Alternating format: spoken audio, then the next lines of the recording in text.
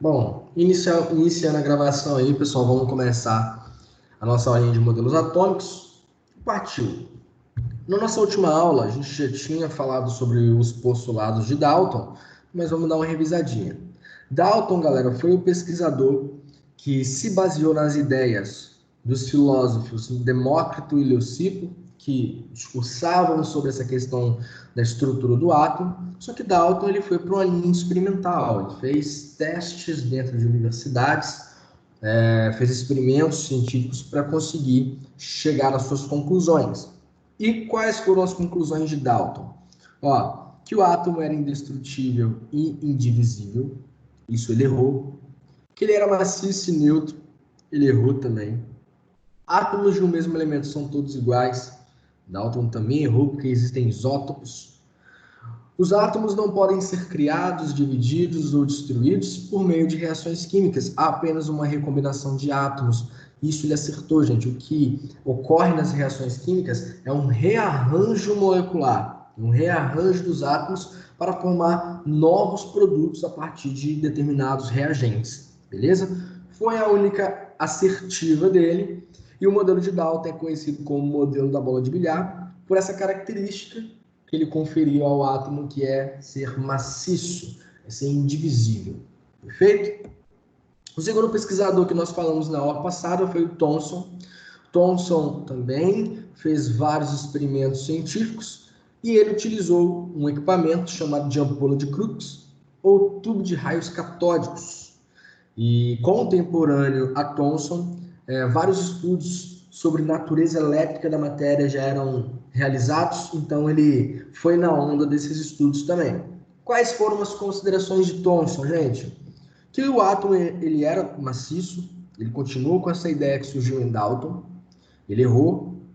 Átomo é divisível, possui um núcleo grande positivo e elétrons negativos incrustados. Aqui ele acertou e errou, meio a meio. Qual foi o acerto dele? A presença de elétrons negativos e que o núcleo é positivo. Isso ele acertou. Mas o núcleo ele não é grande e os elétrons não estão incrustados no núcleo. Eles estão em locais diferentes, separados. Perfeito? E mais uma afirmativa de Thomson mesmo obtendo cargas, o átomo é eletricamente neutro, as cargas positivas e negativas se anulam. Isso não acontece também, pessoal. O que há aqui locais diferentes, elétrons na eletrosfera, núcleo no núcleo, né, uma região mais concentrada, uma região menor e com carga positiva. O modelo de Thomson é conhecido como modelo do Puget de Passe, a gente vai ver isso depois. Na verdade, a gente já viu na aula passada. E Thomson foi o cientista que descobriu os elétrons, que são partículas negativas que estão no átomo. E aí eu mostrei para vocês esse experimento, esses GIFs, que mostram o seguinte: a ampola de Crookes funcionando. Então, essa ampola de Crookes, ela tem um gás no interior dela, ela é feita de vidro, e se liga-se essa ampola de Crookes uma bateria, uma fonte de energia que vai gerar dois polos. Um polo negativo, acompanhando o laser aqui, ó, pessoal, o polo negativo e o polo positivo. Quando Thomson ligava essa ampola de Crookes, ele percebia que havia a formação de uma luz esverdeada, uma luz neon, nessa região do polo positivo. Ele gostaria de saber de onde vinha essa luz. Então, no meio aqui da nossa ampola, olhando aqui para o GIF do lado, ele colocou um objeto para servir de obstáculo, que era a cruz de Malta. Ele percebeu que ao religar essa ampola de Crookes, a luminosidade ainda era gerada no polo positivo, porém havia a formação de uma sombra. Então, gente, se há a formação de sombra aqui, é porque a luz ela vem dessa região, a luz vem, incide sobre essa cruz de Malta e gera uma sombra, certo? Então ele já tinha uma noção de onde essa luz estava vindo. Ele queria saber se nessa luz havia partículas com massa. Então ele tirou a cruz de Malta e colocou um catavento, obviamente de um material extremamente leve. Ele religou a ampola de Crookes e a luminosidade foi gerada aqui no polo positivo e o catavento girou. Isso mostrava que na luz havia partículas com massa e por isso o catavento ele girava. Para ele ter noção precisa de qual a carga dessas partículas que estão na luz e que possuem massa, ele desligou o polo positivo, só deixou o polo negativo ligado.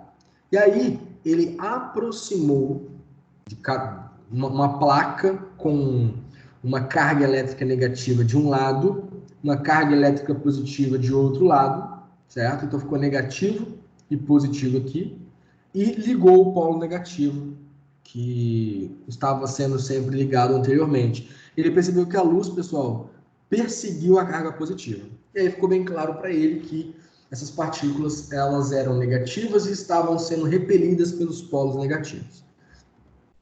Está a ampola de Crookes aí em funcionamento, uma original, e vamos falar das conclusões do experimento de Thomson, que também a gente falou na aula passada. Vamos lá. As conclusões após os experimentos. Se os raios estão partindo para o outro polo e mudando de direção quando uma carga positiva é exposta, as partículas definitivamente são negativas.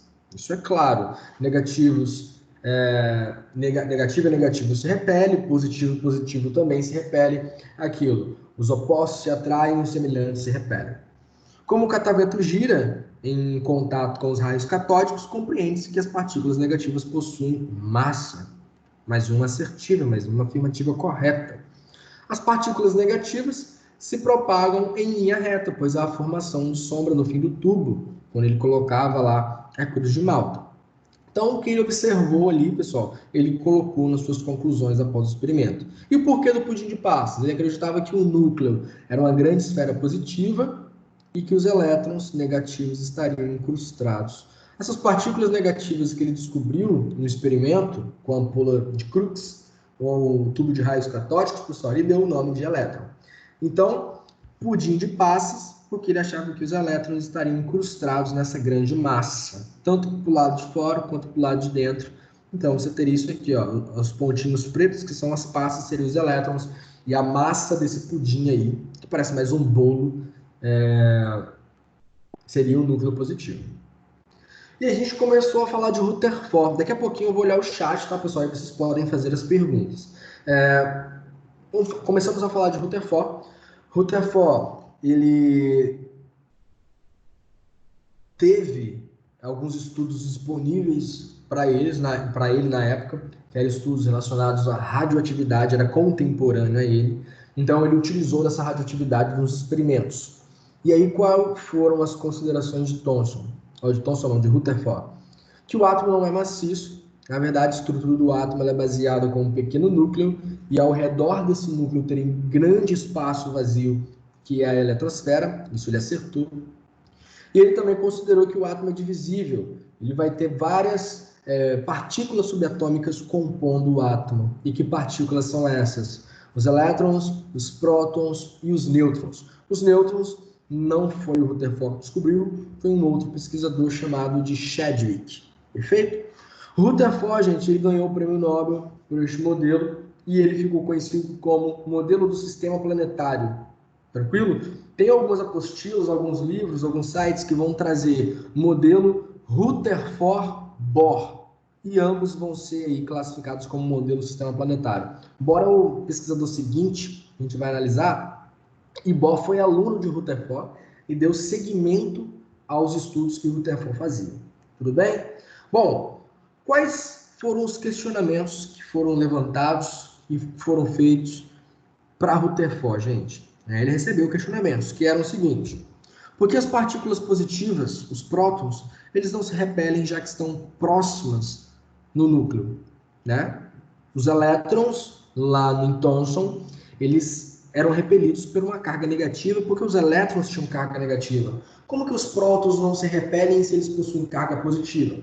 A outra pergunta foi: por que os elétrons negativos não colidiam com o núcleo positivo se as cargas eram opostas?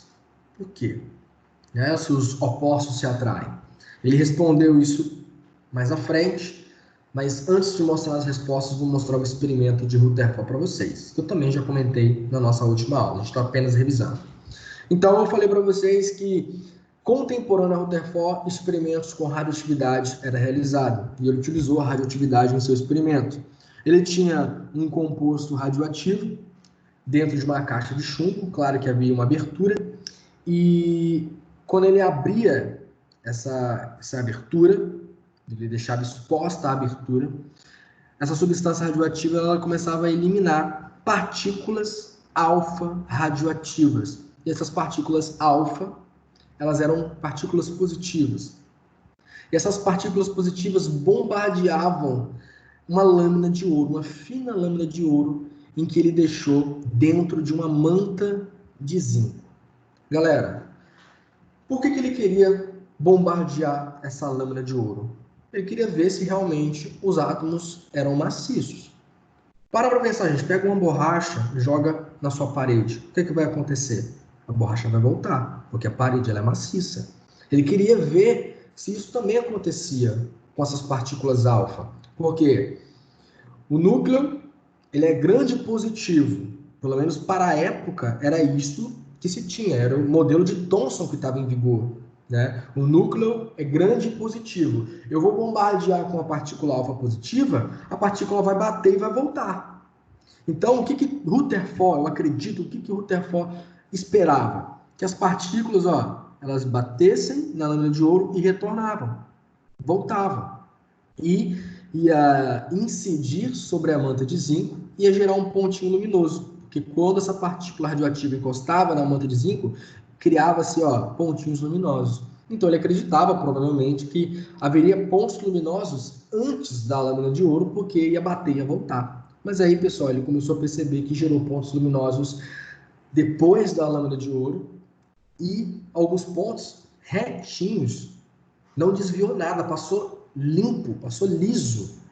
E teve outros pontos que foram girados mais abaixo ou mais acima, que provavelmente teve algum desvio. E aí ele percebeu que realmente o átomo não é maciço, e que o átomo ele tem grandes espaços vazios, e que o que realmente é maciço no núcleo é uma parte muito pequena, que é realmente o núcleo, mas não é uma grande massa positiva. Então, olha só o que Rutherford defendeu. Esses pontinhos roxos ou pretos, mais escurinhos, que estão dentro dessa bola amarela, é referente ao núcleo, e o amarelo todo é referente à eletrosfera. Então, as partículas alfas que estão sendo representadas por esse feixe vermelho, elas iam na direção da lâmina de ouro, alguns passavam direto, e por isso que gerava um ponto luminoso retinho. Alguns feixes vinham retinho, incidia, raspava no núcleo e desviava a rota. Outros batiam em cheio no núcleo, né? E retornavam.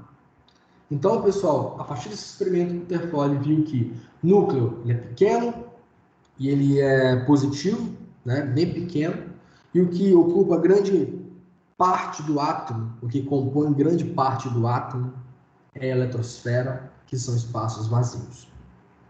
E aí, respondendo às perguntas, os questionamentos que foram feitos a Rutherford. Pessoal, seguinte, respostas aos questionamentos ao modelo. Por que as partículas positivas, os prótons, não se repelem, já que estão próximas do núcleo? Chadwick foi o cara que descobriu os nêutrons. Então, Chadwick, ele ajudou Rutherford nessa resposta. A resposta de Rutherford foi a seguinte, que as partículas neutras, os nêutrons, presentes no núcleo, neutralizavam esse efeito de repulsão dos prótons. Perfeito? Então você não tinha aí esse efeito repulsivo de forma tão acentuada, porque você tinha partículas neutras que inibiam um pouco esse efeito. E por que os elétrons negativos não colidiam com o núcleo positivo se as cargas eram opostas? Por que os elétrons não saíam da eletrosfera e colidiam com o núcleo positivo? Aí o Rutherford vai responder isso para nós. O Rutherford está chegando, pessoal. Rutherford não, desculpa, o Bohr vai responder isso para nós. Eu vou parar aqui e vou olhar o chat para ver se vocês têm algum tipo de pergunta, tá, galera? Vai lá, deixa sua pergunta para eu respondê-la.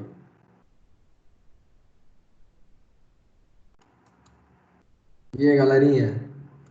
Alguma dúvida? Alguma pergunta? Tá legal? O áudio aí, Gabriel, melhorou? Voltou.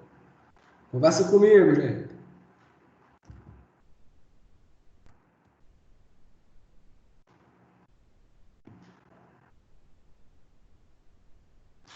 Vamos lá, gente. Preciso do feedback de vocês.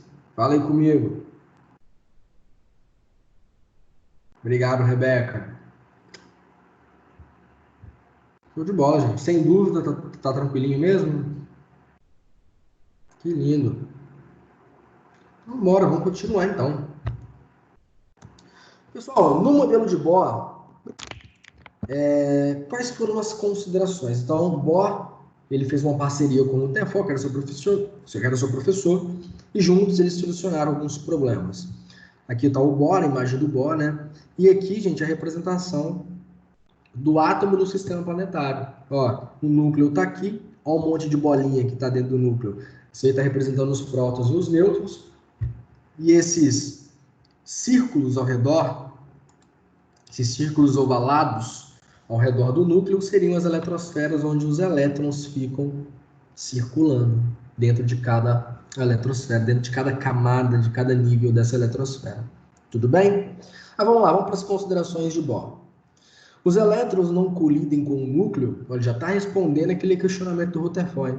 Os elétrons não colidem com o núcleo porque circulam em camadas ou níveis de energia quantizados. Quantizados. O que é isso? Os níveis de energia, as camadas da eletrosfera, cada círculo ovalado desse daqui, ele já tem uma quantidade de energia própria.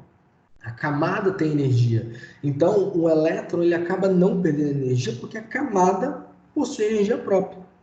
E ele foi além. Ele descobriu que os átomos possuem 7 camadas de eletrosfera, 7 níveis de energia. E em cada nível, uma determinada quantidade de elétrons vai estar presente. Então, se a camada está mais próxima do núcleo, mais longe do núcleo, cada camada, cada nível de energia, cada um desses 7 níveis de energia, eles vão ter uma quantidade certa de elétrons. Perfeito? E ainda, os elétrons podem absorver energia e ir para camadas mais energéticas. A gente vai ver essa relação de camada mais energética, menos energética. Porém, por não se estabilizarem, eles vão retornar para suas camadas de origem. Quando retornam para suas camadas de origem, a energia que foi absorvida é liberada na forma de fótons, na forma de luz. Ok? Depois a gente vai falar mais sobre esse fenômeno, ele se chama salto quântico. Tá aí os níveis de energia, gente. Olha esse desenho. Eu tenho o núcleo e eu vou ter as 7 camadas. Perfeito? 7 camadas estão aí. É claro que essas camadas, gente, ela dá a volta completa. Aqui, a gente só colocou uma fatia para ficar um pouco mais fácil também da gente entender. Então tá aí, as 7 camadas. Qual o nome dessas camadas? Indo da mais próxima ao núcleo para mais longe do núcleo. K, L, M, N, O, P, Q. Se você não quiser chamar de camada, você pode chamar de nível. Mas quando você chamar de nível, você não vai poder chamar de K, L, M, N, O, P, Q. Você vai ter que contar nível 1, 2, 3, 4, 5, 6, 7. Perfeito? Camada e nível, galera, é a mesma coisa, só que você vai ter que chamar de forma diferente os dois. Tudo bem? E aí, qual o número de elétrons que vai caber dentro de cada camada dessa? Ó, 2 na camada K, 8 na camada L, 18 na camada M, 32 elétrons na camada N, 32 elétrons na camada O, 18 elétrons na camada P, 8 elétrons na camada Q. Se você quiser gravar a sequência, 2, 8, 18, 32, 32, 18, 8. Respectivamente, com as camadas K, L, M, N, O, P, Q terá esse número de elétrons. Tudo bem, galera? Lembrando que esse é o número máximo de elétrons, tá, pessoal? Pode ter menos elétrons em cada camada. Tudo bem? Tranquilo? E aí vamos falar do salto quântico. Como que funciona esse salto quântico? Eu não tenho aqui o meu núcleo e as camadas, os níveis de energia e os elétrons em cada. Aqui todas as camadas estão com a lotação máxima de elétron.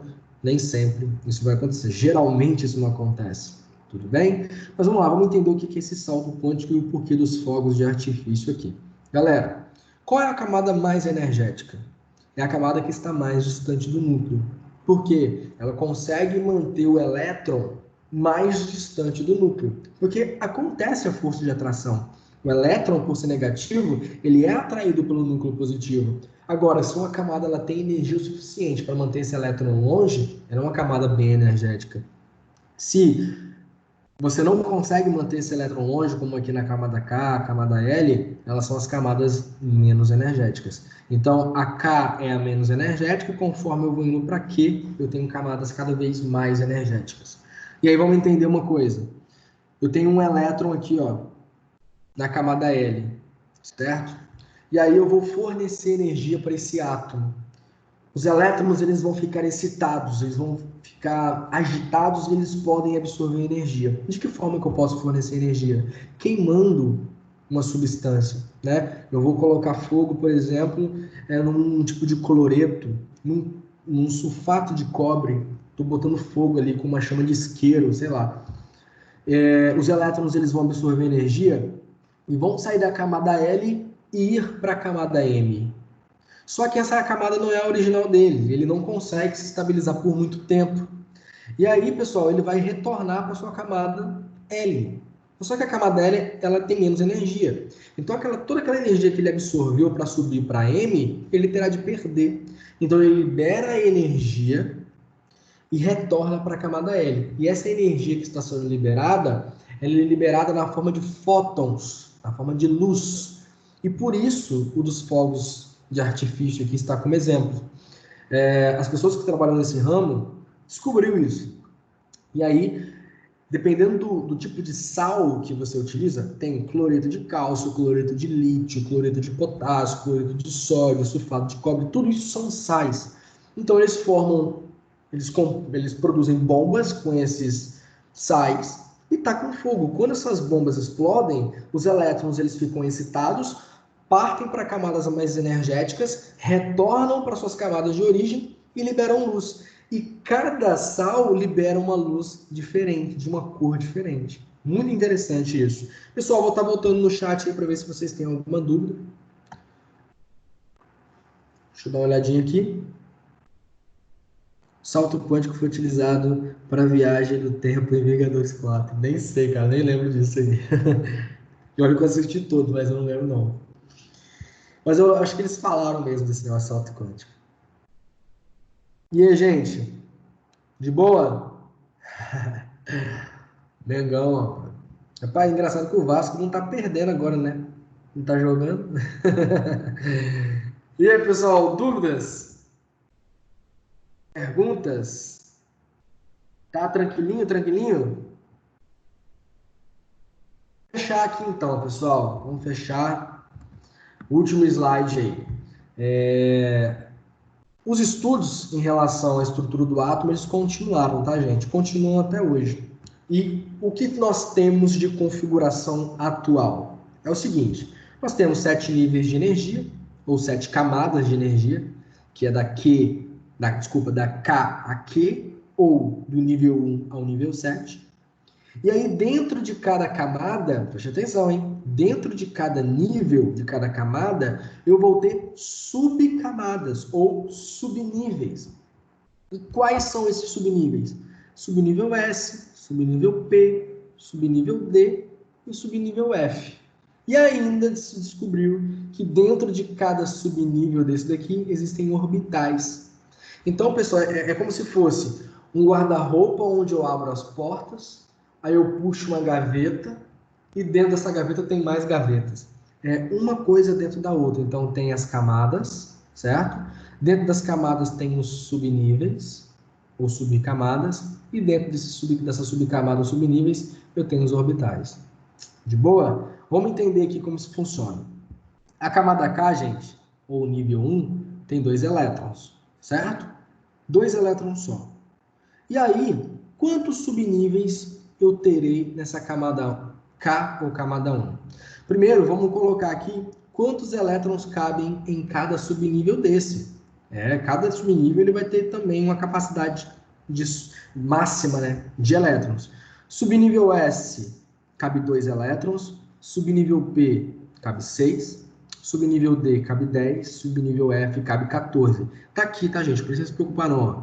S2, P6, D10, F14. Tá bom? Então vamos lá. Nível 1 cabe 2 elétrons.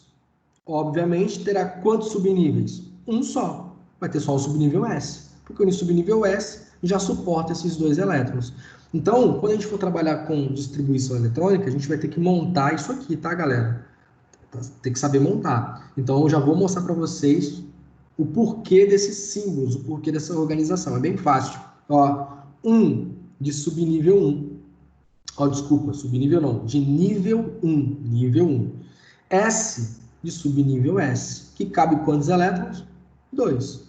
Perfeito?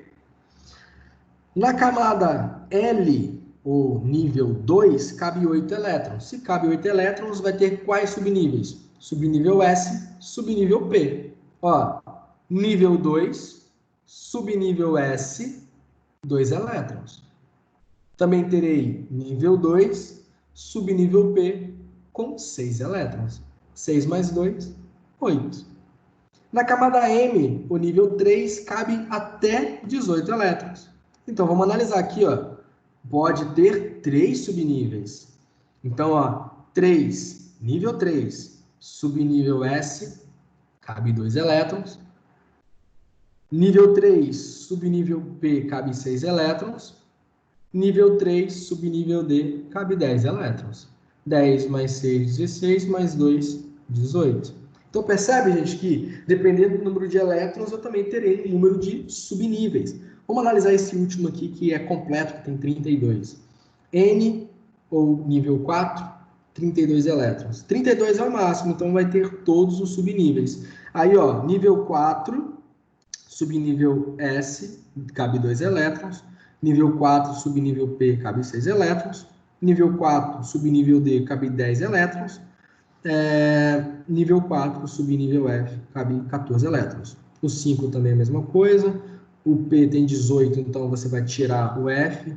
E o Q que tem 8, você tira o D, vai ficar só SP. É simples, gente. E para fechar, é o seguinte, lembra que eu falei que dentro de cada subnível tem orbital? E esse orbital, ele vai comportar 2 elétrons.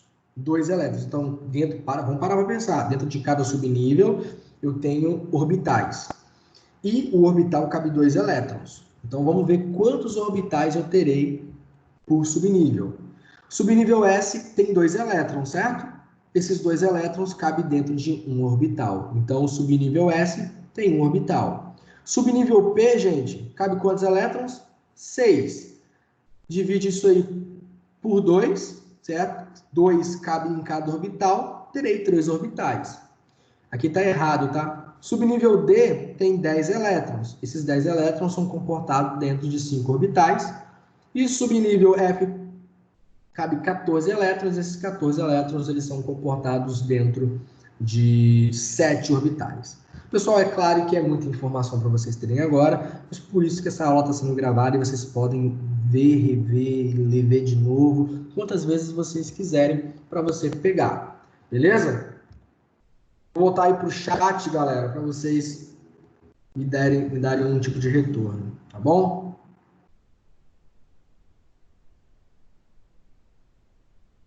Isso, eles voltam para a camada de origem porque pedem energia, Matheus. Gente, mais alguma pergunta? Galera, se vocês não tiverem pergunta, eu vou estar encerrando por aqui. Como a aula finalizou, ela já até acabou, vou até encerrar a gravação. Encerrando a gravação.